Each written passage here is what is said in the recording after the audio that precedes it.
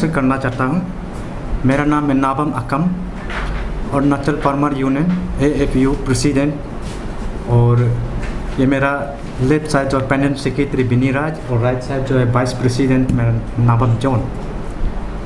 तो हम ये पॉइंट लेके आए हैं कि आज हमारा अरुणाचल फार्मर्स को कोई आवाज़ उठा देने वाला नहीं है आज तक, और उठाता भी तो बहुत कम लोग से, और फार्मर्स ऑर्गेनाइजेशन ऐसे एक दो या तो अपना फार्मर्स का सेंटिमेंट को लेके एक दो आवाज़ उठाता है। तो आज मैं ये आवाज़ लेके आया है कि हमारा फार्मर्स लोग के लिए सरकार पॉलिसी बना दीजिए। अच्छा पॉलिसी होने से फार्मर्स आगे बढ़ सकता है। इस टेक्नोलॉजी ज़माना में टेक्नोलॉजी सपोर्ट देना है और न्यू पॉलिसी बनाना है, मार्केट पॉलिसी बनाना है। तो इसलिए आया है। इसका बाद सबसे पहले मैं नंबर 1 ये पॉइंट बताना है। We appeal to government of Arunachal Pradesh select actual farmers for the beneficiary of nutrition kitchen garden. There will be no politicalized. The beneficiary must from the farmer age for the guidelines of government of India. अभी जो है kitchen garden beneficiary selection चल रहा है। Every MLA constitution में 2000 unit farmers beneficiaries मिलना है। उसमें पॉलिटिकलाइज बिल्कुल नहीं होना है।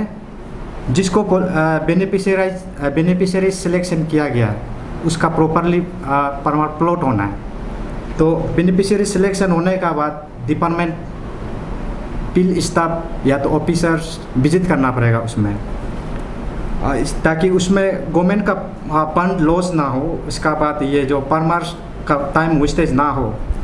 नंबर 2,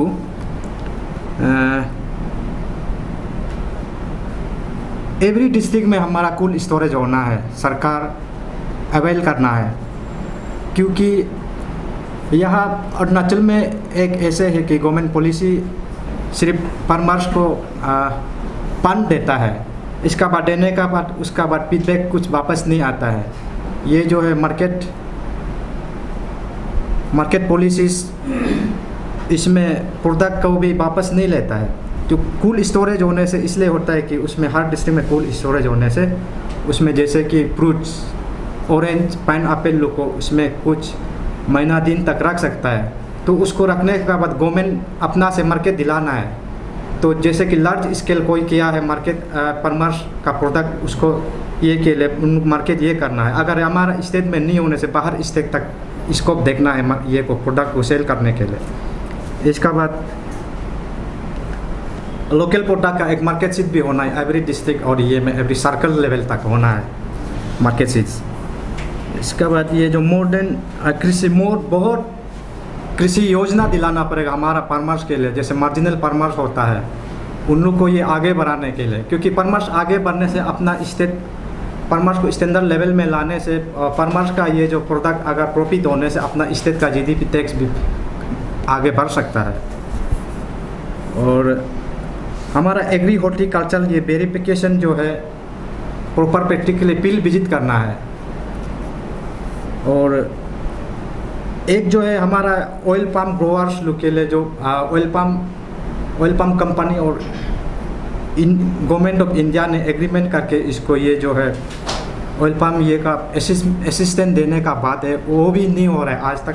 ऑयल पाम गार्डन का कुछ भी असिस्टेंट नहीं हो, जैसे कि ड्रिप इरिगेशन, उसका ये जो वाटर मैनेजमेंट कैसे होना है, उसका बहुत वाटर का ज़रूरी होता है जैसे कि ड्राई सीजन में। तो उसका असिस्टेंट अभी तक नहीं मिला गाइडलाइंस में, लेकिन फार्मर्स अभी तक नहीं मिल रहा है ऑयल पम्प ये लोग का, ग्रोअर्स लोग का।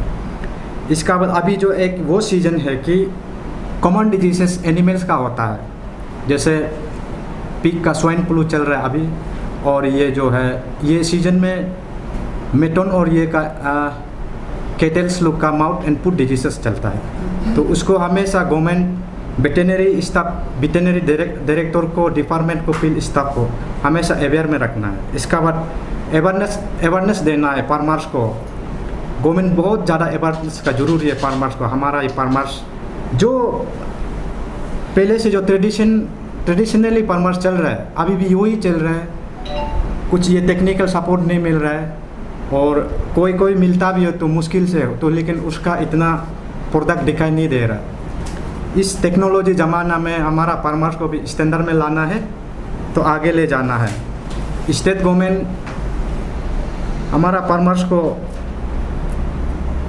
बहुत योजना दिलाना है, और इसलिए कि ये फार्मर्स जो है, फार्मर्स लाइन में अगर डेवलप होगा, ये इसको हमारा अनएम्प्लॉयड यूथ लोग का यहाँ बहुत सेल्फ एम्प्लॉयड हो सकता है।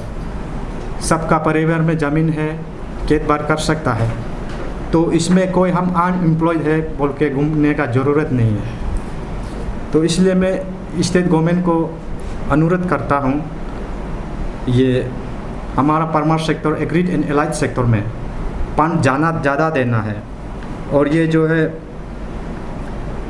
फिजिकली अपॉइंटमेंट हैंडीकैप पर्सन्स, उसको ये स्टाफ लोग को हमारा फार्मर्स ये का प्रैक्टिकल ये में फील्ड सर्वे में नहीं भेजना है।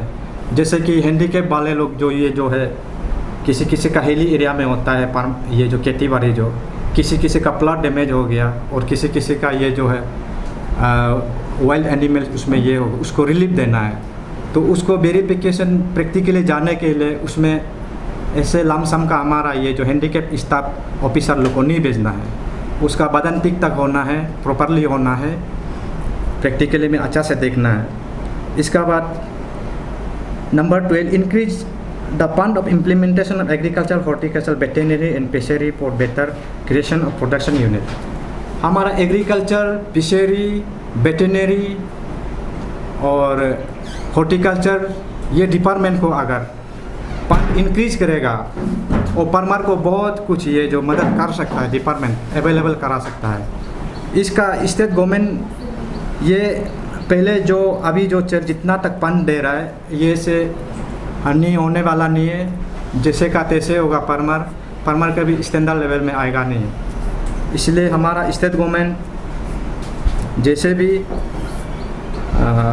इंक्रीज करना है एग्री हॉर्टी ये को डिपार्टमेंट को फंड इंक्रीजिंग कर देना है, क्योंकि यहाँ फंड इंक्रीजिंग करने से डिपार्टमेंट फार्मर्स को बहुत अच्छा ये में ले जा सके। इसका बाद requirement technical staff in lab office of director of agriculture Naharlagun. एक हमारा एक एग्रीकल्चर डायरेक्टर ऑफिस में ऐसा है कि सॉइल टेस्टिंग लेबोरेटरी में स्टाफ ही नहीं है, एक ही स्टाफ है। तो इसमें बहुत एक टेक्नीशियन स्टाफ ज़रूरी है, कि जैसे कि लैब असिस्टेंट का ज़रूरी हो गया, इसका बाद लैब अटेंडेंट का ज़रूरी हो गया। इसमें प्रॉपर ये जो पता चलना है कि केमिकल इसमें कॉपर कितना है, जिंक कितना है, उसका ये सॉइल हेल्थ कार्ड में क्या % आया, सॉइल उस एरिया का क्या कितना जिंक है, कॉपर है, उसको परफेक्टली ये होना पड़ेगा। अगर इसमें स्टाफ बोलम सब नहीं होना है कि लेबोरेटरी ये में सॉइल टेस्टिंग ऑफिस में ये लामसाम का नॉन टेक्नीशियन स्टाफ लोग को नहीं रखना चाहिए। तो मेरा आज का मुद्दा ये है, और मैं मीडिया वालों से मेरे लॉकडाउन आप लोगों को कुछ बेनिफिट मिला है सेंट्रल का तरफ से, स्टेट गवर्नमेंट की तरफ से जो? सर हाँ मिला, ये जो बेनिफिशरीज जो बहुत लिमिटेड मिल रहा है, लेकिन जो जैसे पहले मिल रहा है ना, इतना यूनिटी अभी भी मिल रहा है, लेकिन उसको इंक्रीजिंग करना पड़ेगा। जैसे कि CMSKY है, ICCI है, ये दोनों चल रहा है, और जो पहले से वही है सर, और कुछ नया योजना तो आया नहीं है। इसलिए मैं सरकार को ये निवेदन करता है कि और योजना बनाइए हमारा फार्मर सेक्टर को आगे बढ़ाने के लिए। आपका संगठन तो काफ़ी पुराना होगा शायद ना सर? ना नया संगठन है आपका जो यूनियन है सर? ये जस्टली 1 ईयर हो रही है। जो एक साल में आपने एग्रीकल्चर मिनिस्टर को, एग्रीकल्चर डायरेक्टर को, एग्रीकल्चर सेक्रेटरी को कितना बार मिला, और आपने क्या क्या डिस्कस किया? सर ये एग्रीकल्चर मिनिस्टर ताकि जी को हम लोग सिर्फ ग्रीटिंग देने गया था। इसका बाद अपॉइंटमेंट नहीं मिल सक रहे सर, और CM साहब को भी अपॉइंट लेने से फिर बुलाता नहीं है। इसलिए फिर हम लोग उससे ये दर्द नहीं है, क्योंकि ये तो शुरू बात है, हम लोग और समय है सरकार को मिलने का। हम लोग इसलिए सरकार को डायरेक्टली हम लोग उसका मुद्दा अगेंस्ट नहीं बात कर सकता है, और हम लोग एक्चुअली फीडबैक ये जो पॉलिसीज इंकरेजमेंट देना चाहते हैं सरकार को, और बहुत आगे जाना है।